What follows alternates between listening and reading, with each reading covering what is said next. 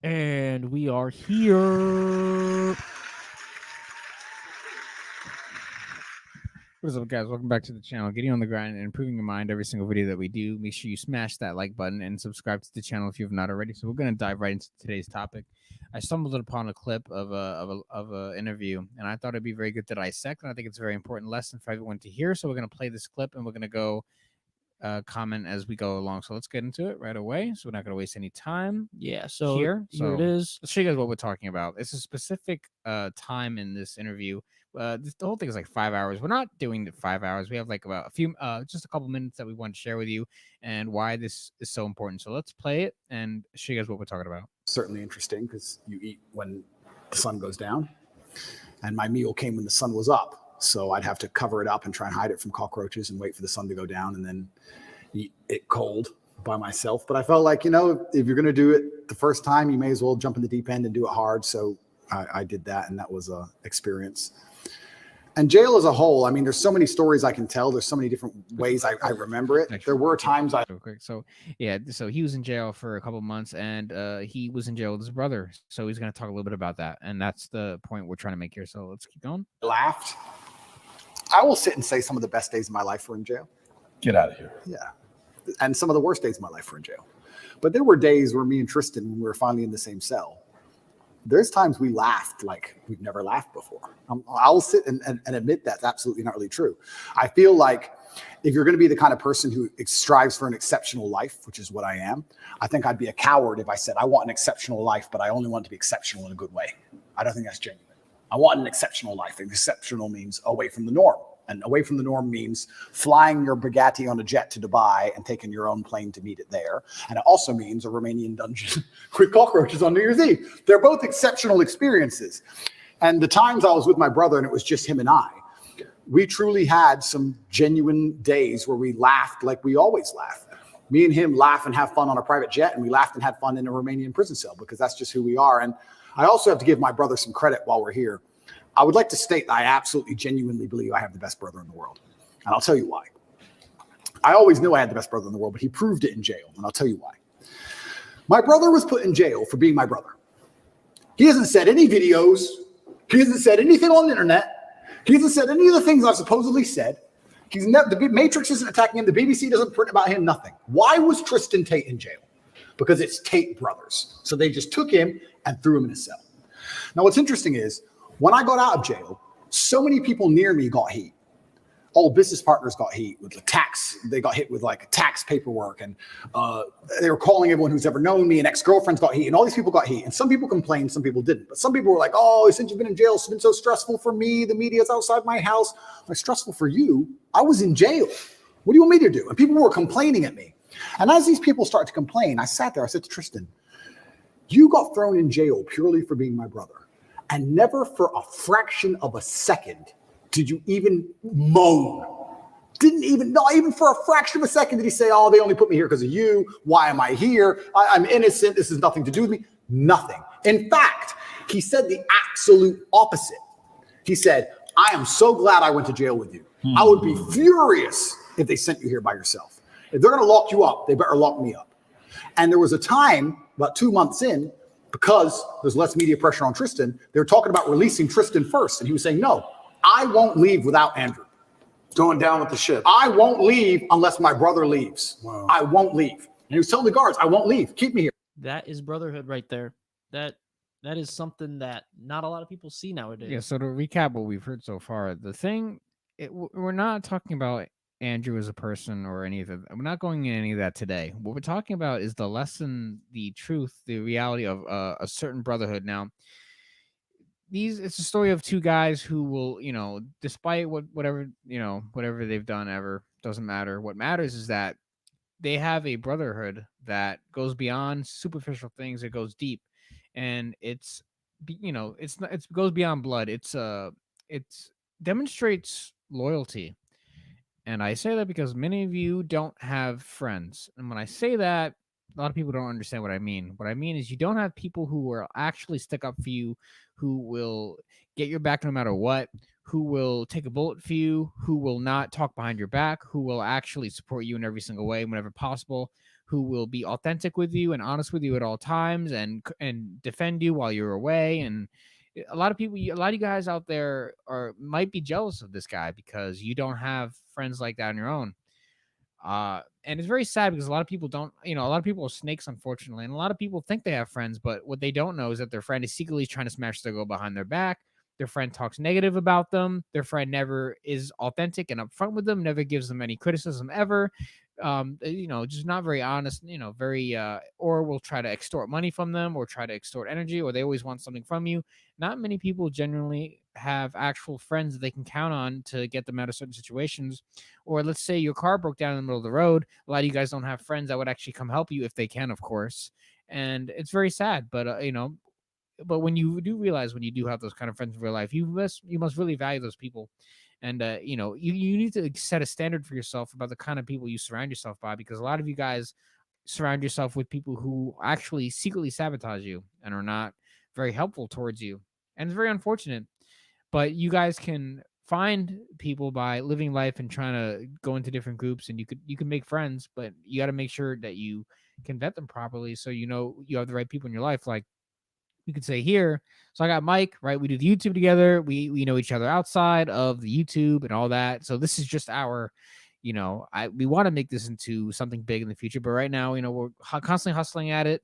We work together on this. I've known him since middle school, and we've constantly gone through like crazy stories, things you guys wouldn't even believe if we told you live on air. But throughout the years, it's the same thing applies. There's never been any disrespect. There's never been any. I've never tried to smash Mike's girl. Mike's never tried to smash the over 100 girls that I've been with, which would be really weird if he did. That would probably never happen. That would never happen. but there's never been. There's no lying. There's no snake stuff. And this is years of trial and tested stuff. Like a lot of people don't have that. Or we have our friend Joe, who you've seen in previous videos. He's on the same level. Been known us for years, very honest, critiques us, gives us valuable information, provides a good friendship, and is an overall good person. And just those two people right there, that's an example of people that I would consider actual friends and people. Like if I went to jail and I was in a business state with Mike and Mike's going to jail, I'd probably go with him because we're in this together. So it's kind of like that. So I kind of understand that.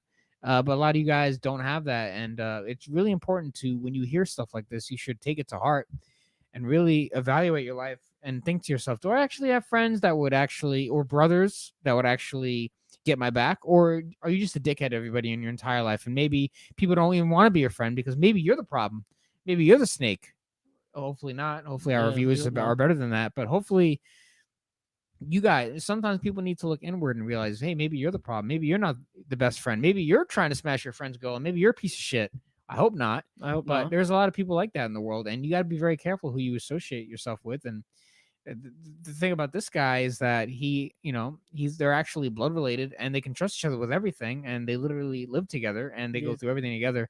And it's powerful to have a tribe like that, a team, people who are actually loyal to you, because a lot of people don't have loyal friends, like actually loyal, not just say they're loyal and then try to get a few bucks from you on the side or use you for some kind of attention or use you for some resource that you have, but a guy who genuinely got your back no matter what. Like if you're traveling somewhere, let's say you're walking out of a club and it's 2 a.m. and some guys try to punk you and rob you, is your friend going to stand next to you and fight with you and get them away from you? Or he's gonna be like, oh, just take my money, hey, and he's just gonna leave you for dead. Take him, and then run away and then leave you to die. There's a lot of people like that, so you really have to understand who you get.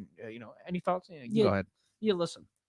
With brotherhood, and especially with these two, the Tate brothers, they have this brotherhood like this, not just because that they are blood related, but because of how they were brought up. Right, their father made sure that he didn't let them fight in a way where they hated each other. He made it so that that the two of them respected each other, and so they grew up in a way where not I wouldn't say like they relied on each other for things, but they made sure that that Tristan respected Andrew respected Tristan, and they had each other's back, and then they went through life together. They did almost everything together. They lived together. They did all these different things, and then they got big together. They got very successful together. they became, the most Googled people on the planet. Well, Andrew technically is the most Googled person on the planet, and Tristan is there pretty much as well. And they have this whole business and all these things. They do all these things together. And so when Andrew got in trouble, Tristan was going. There's no debating that. Now people now us the people that are not these guys in your own real life. Now let's go into I'll use us as a real example. Andrew and I have known each other for 18 years. Yeah, many years. Probably 15 to 18 years.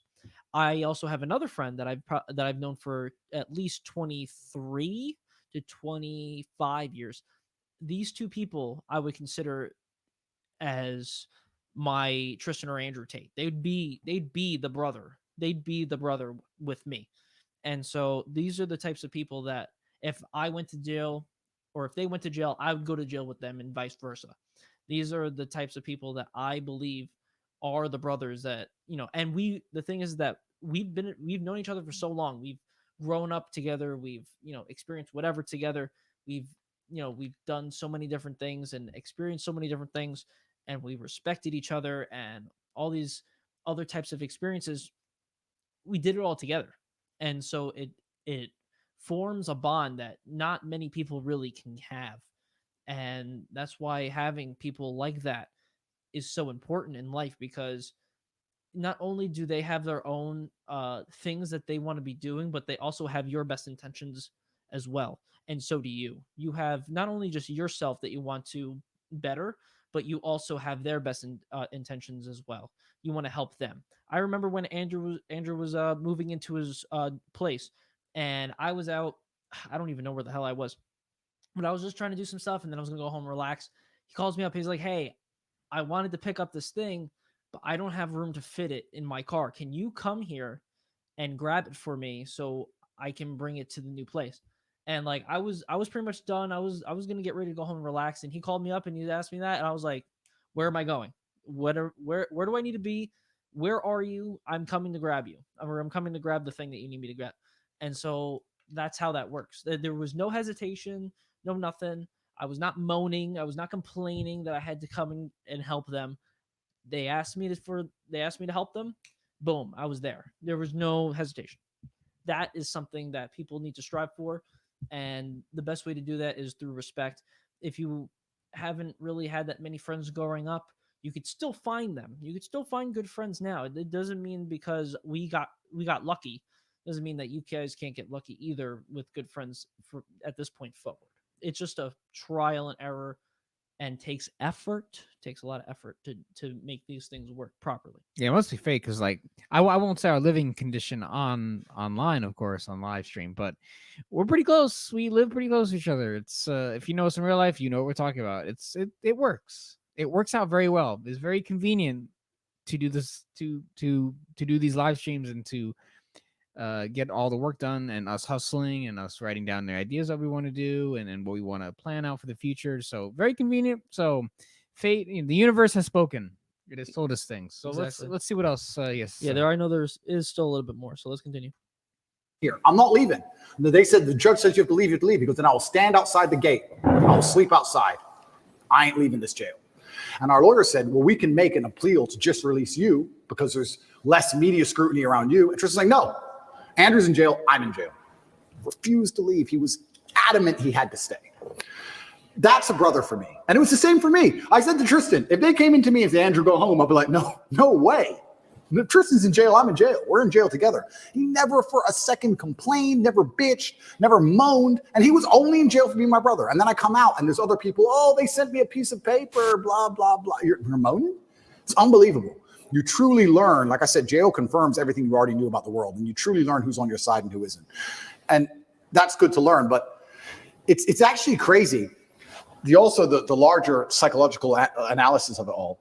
Everyone lives inside their own minds, right? So it's kind of crazy. I came out of jail, and some of the first messages I got from people was them complaining about the problems me being in jail had given. Like, you think that wouldn't happen, right? You think, oh, you come out of jail, people would be like, oh, are you okay? They're like, oh, you're okay? You're out now? Okay, yeah, well, listen, Mo. You'd be amazed. You'd be amazed. And I'm like, I was in jail. What do you want me to do? Yeah, that sounds unfortunate. I was in a jail cell. What do you want me to do about it? It's kind of crazy how much everyone's kind of self-interested. So it's been a learning curve, and you learn a lot about a lot of different people, and your circle gets smaller.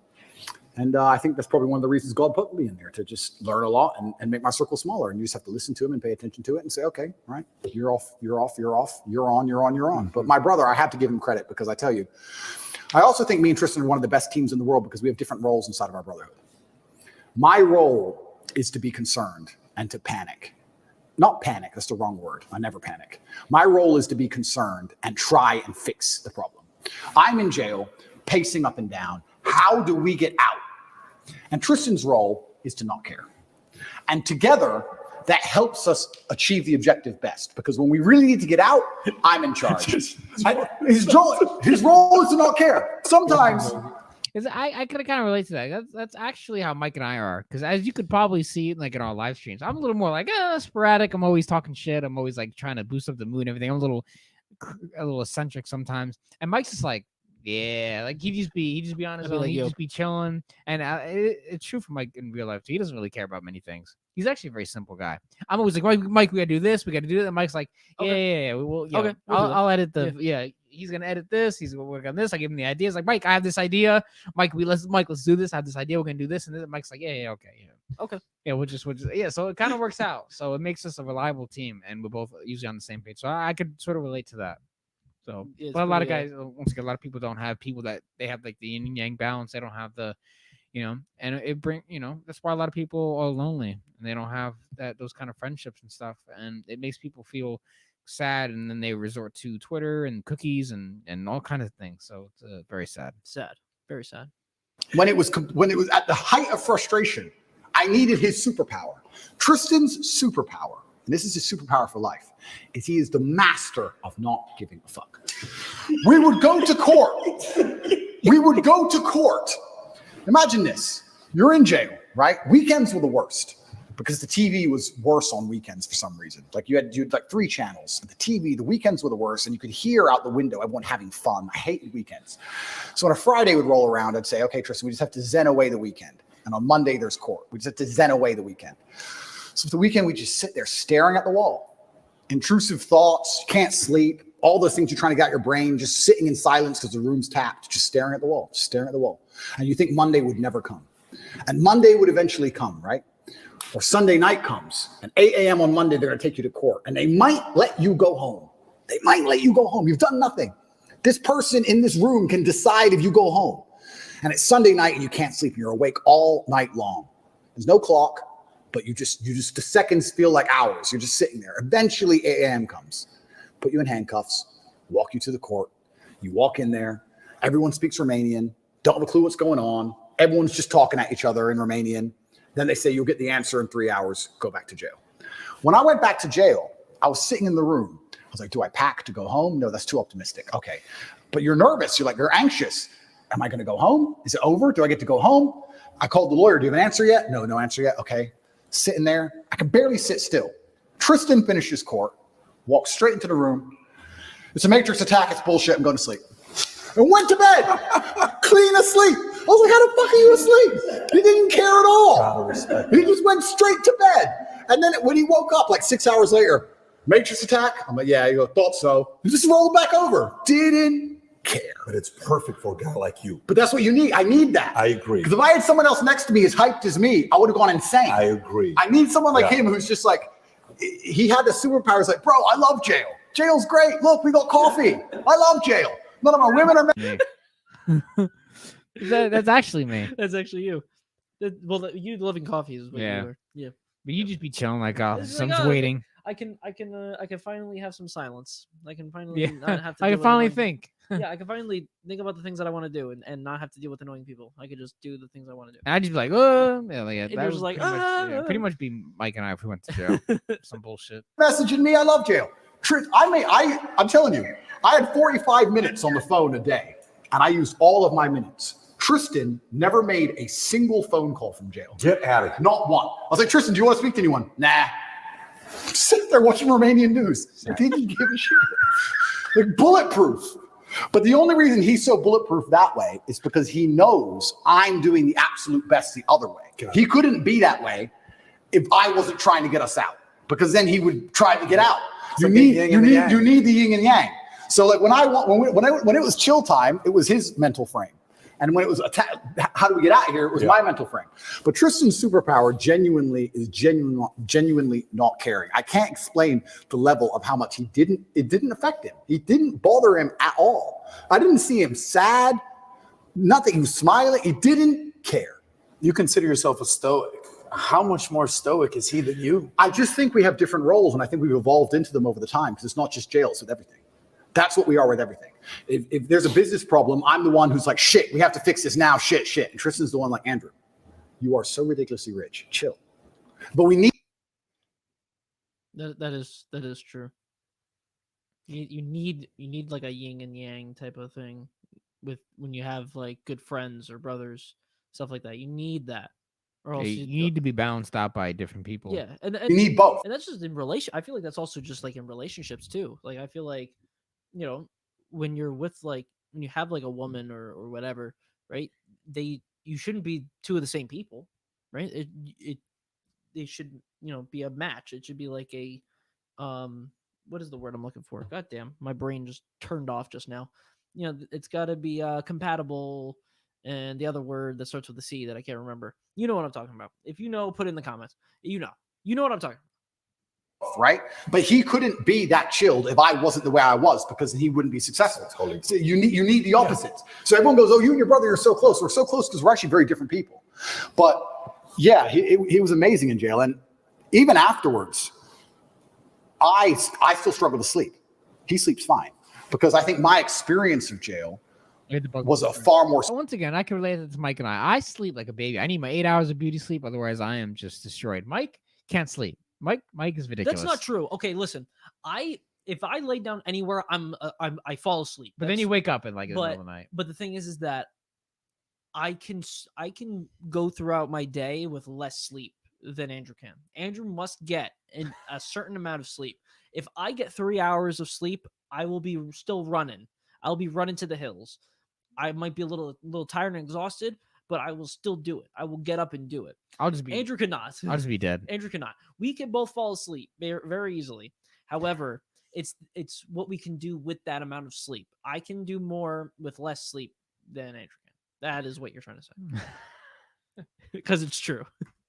Stressful one. Because I adopted that. Now, I'm not saying I couldn't have done what Tristan did.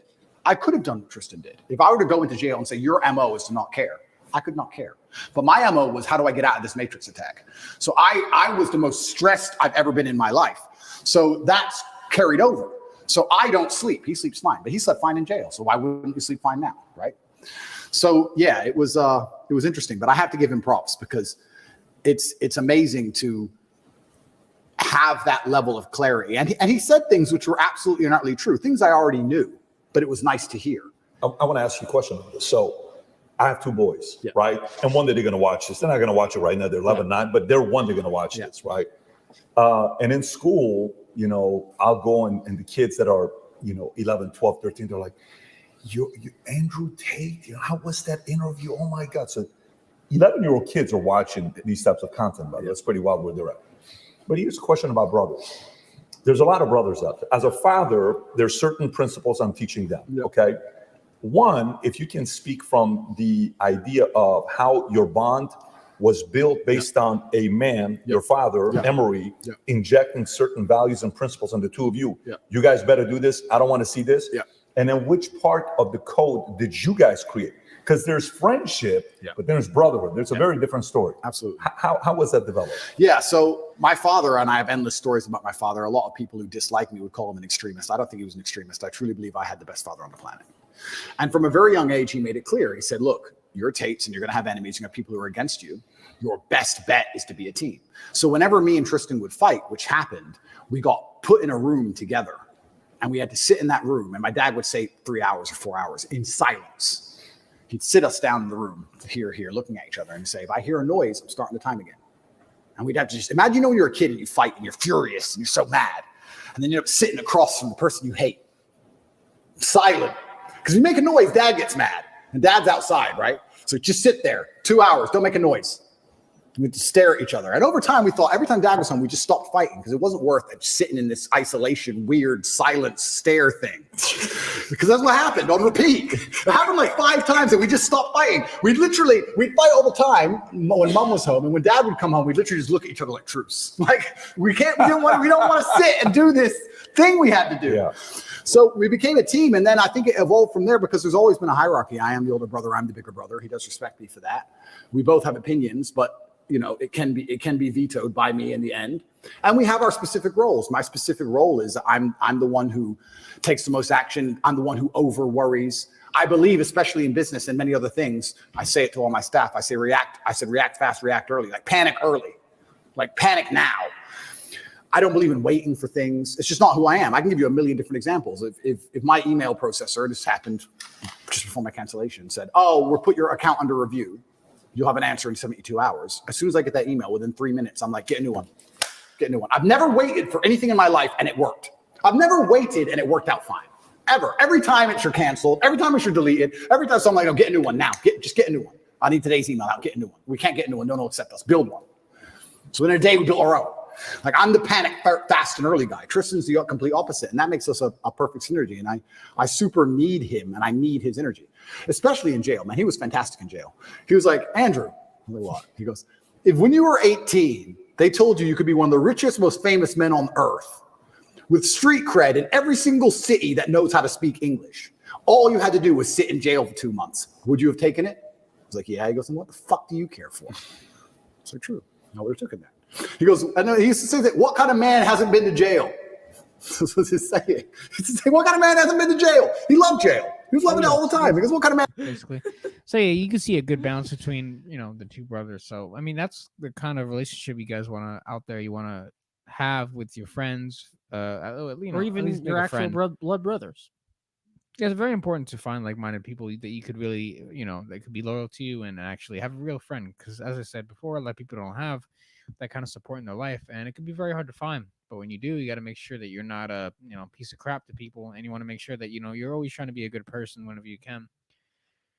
But yeah, I think it's a very interesting dynamic. Mike, what do you think? Yeah, no, they have a very, they have probably the best case scenario of a real, tight brotherhood, and I think that it pretty much is, I think, a gold standard of how brotherhood should be, especially, and it doesn't, and I'm not even just including like blood related brothers. I do believe that they should be like that as well, but I'm talking about mostly also friendships as well. So like I used Andrew and I as an example for that. Andrew's used me as an example in that. I feel like they are the gold standard, and that's how I feel. Everyone who has a friend that they feel like is a brother to them, I feel like that is how they should be. And if you don't have friends like that, or you feel like you have you might have someone that might be around that, you must try to create it. You must find a way to make sure that you solidify that brotherhood and make it there. And if you don't have it right now, there's no, it doesn't mean that you won't have one forever. You won't find one at all ever. You can. It will just take time. And of course, like Andrew and Tristan's, theirs took a lot of time. They're in their late 30s now, or late 30s. Or I think it's like, I don't know. I don't know how old in they their 30s. So they're in their 30s, whatever. But they're blood brothers, so they've known each other for a long time, right? Forever, yeah. And they've known each other since Tristan was born. And Andrew and I have known each other for probably almost 18 years now. Many years. And I've known my other friend that I was talking about earlier for over 20. And so, just because you haven't met them yet doesn't mean that, you won't have one. It's going to take time, and it might take longer than maybe you're hoping, but you could still find them. And it doesn't mean that if you don't have one now, you won't find one ever. All right, guys. So make sure you're always hustling and find guys that if you're a guy, make sure you can find friends that can actually be a competition with you as well, make you stronger. Go to the gym together. Make sure you're always striving striving for excellence every single day, and keeping on the grind. Make sure you're with people who keep you productive and making sure you're always excelling at life and never decreasing your value. So, guys, I hope you enjoyed this. Make sure you smash the like button and let us know in the comments what you think about topic, and subscribe to the channel if you've not already. You could also donate to the Cash App link description below and support the channel. And with that said, we're going to see you guys in the next video.